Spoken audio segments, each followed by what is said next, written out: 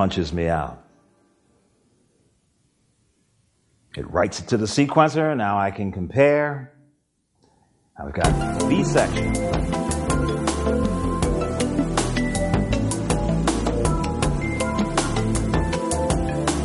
I can go to section control. And I can switch back to A section. And this is complete.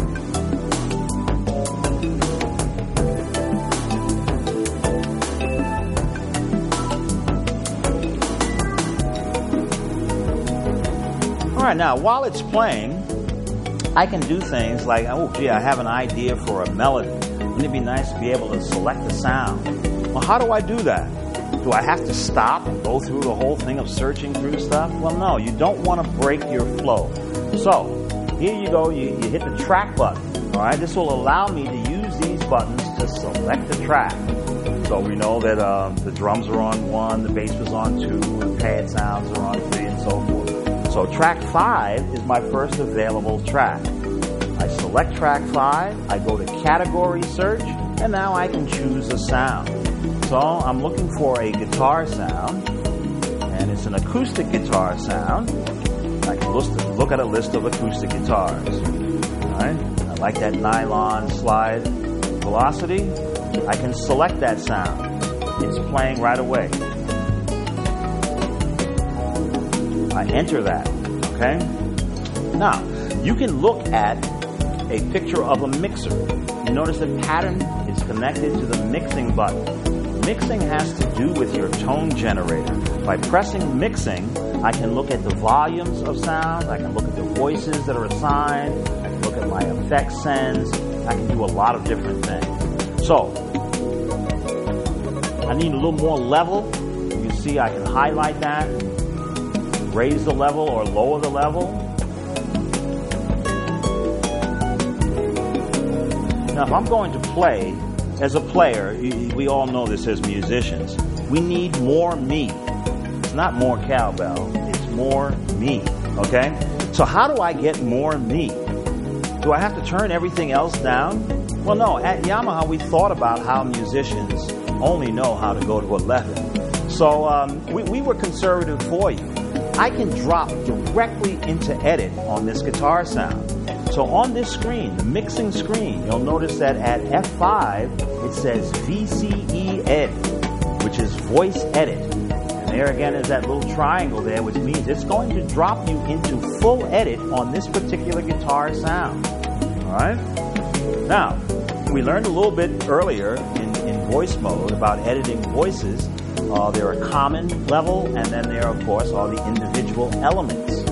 So I want to raise the output level of this entire voice. So I'm going to hit the common button, and guess what? It's output. The output volume of this particular guitar sound is 76.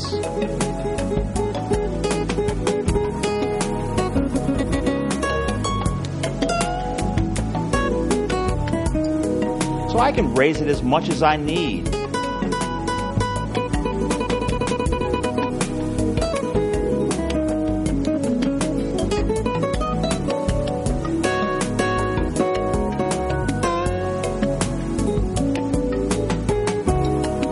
Now, I've edited this voice. This is now a customized voice.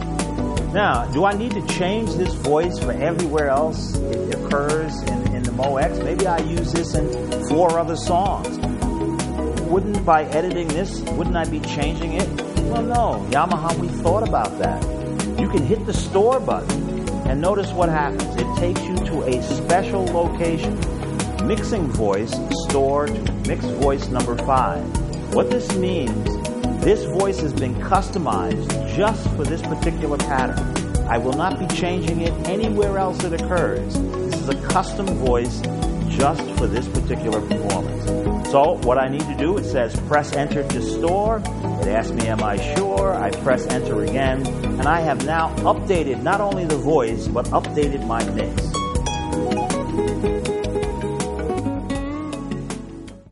Well, now I'm going to add a lead instrument. Once again, you can go directly to category search. And in this case, I'm going to sax and woodwinds and select the flute sound. So Category search is your friend in both voice mode, performance mode, and in the sequencing.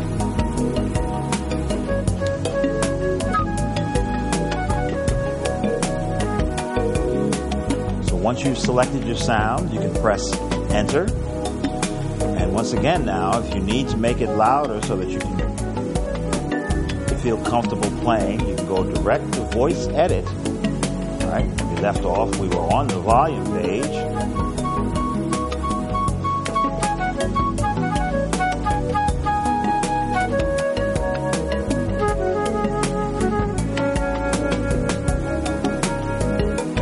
Now you can store this voice, once again, by just going to store, and it's going to make it a mixing voice. And this time, it's going to be the mixing voice for part 6.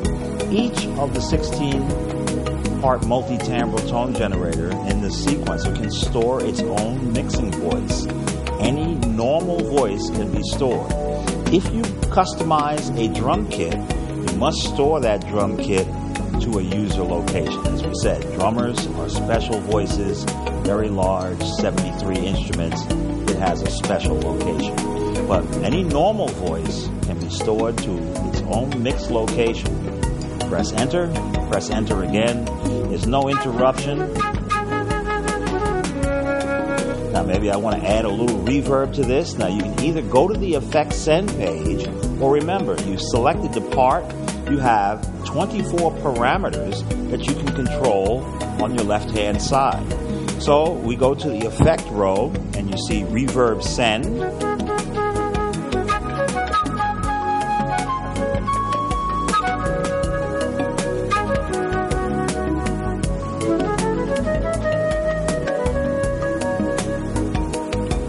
So this is very intuitive now. You can move around. Remember, back on the main pattern screen, you can have your pattern sections. If I hit pattern section, I'm in section A, and at any point, I can change to section B. So you can see it counts the measures. We're at 6 out of 8, 7 out of 8. Anywhere in the last measure, I can hit the next.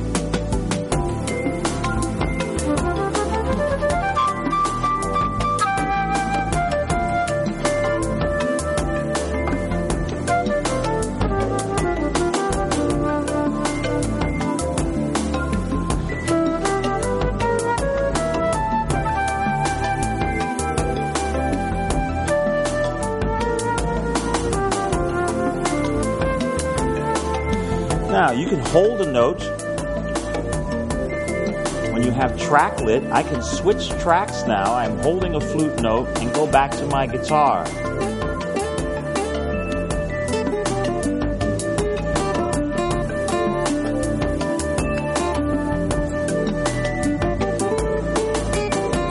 When I want to let go of the flute, I can. Yes, there's no interruption in sound because I'm in one program. It's a mixing program. I have 16 sounds in front of me. I can switch to any of them at any time. All right, once again, you can have your flute sound, maybe hold that with a sustain pedal, switch to another sound, and continue to play.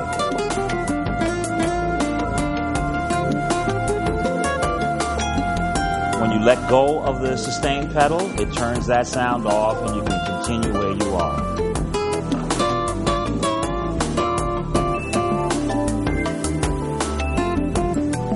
Remember, pattern sections allows you to change back and forth as you need to. So very compelling. It's a real-time kind of thing. Once you get a flow going, you can add instruments, you can edit those instruments, you can change instruments, all without interruption. You can write up to 16 sections of music, and they can be very complex, and any section can be any length from 1 measure to 256 measures in length. Now, let me give you an idea. I'm going to go and call up section C, which currently is blank. And I'm going to do just one more center. Now, wonderful, this happened. When you attempt to leave a pattern, if you have not stored it, you will get this warning screen. It says edited data will be discarded. Do not panic. What this is a warning. It's letting you know that you've made some great changes to your mix. And if you want to keep them, you better go back and store them. All right. So it says no for exit. So now that takes you back to your song. Now you'll notice in the upper right hand corner, you'll see a letter E, an inverse video. That E means something has been edited but not yet stored. This is very important. So when you hit the store button now, it's going to store all songs and patterns. You hit enter and you hit enter again, and it writes the data to flash memory. Now, one of the nice things about the MOX is your sequences will remain in memory between power cycles. So you can, once you've stored something, you can turn the MOX off, and when you turn it back on, your sequences will be there. So it's a process of storing the data. Anytime you see that E in the upper right-hand corner, it means you have edited the data. It has changed from the last stored condition. So I'm going to go back to performance mode. My performance is still there. I'm going to do one additional section. Okay. This time I'm going to hit record. I'm going to section C. This time it's going to be a 12 measure section. Okay. I think I know what I want to do. And again, it's 1, 2, 3. We can check it, but it's already there. Record is going to be to tracks 1 to 4. Key on start is on. It's going to copy the parameters, and it will take me to that mode when I finish.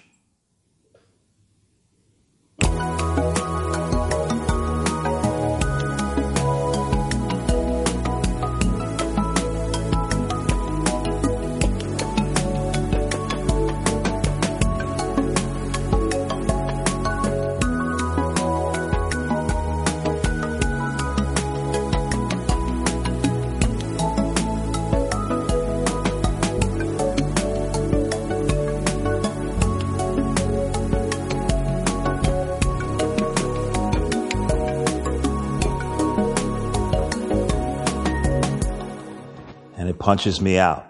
Now, once again, it's updating the sequence and storing it for me. And it takes me to that mode. So now I have 3 sections of music here. And what I can do now is make an arrangement.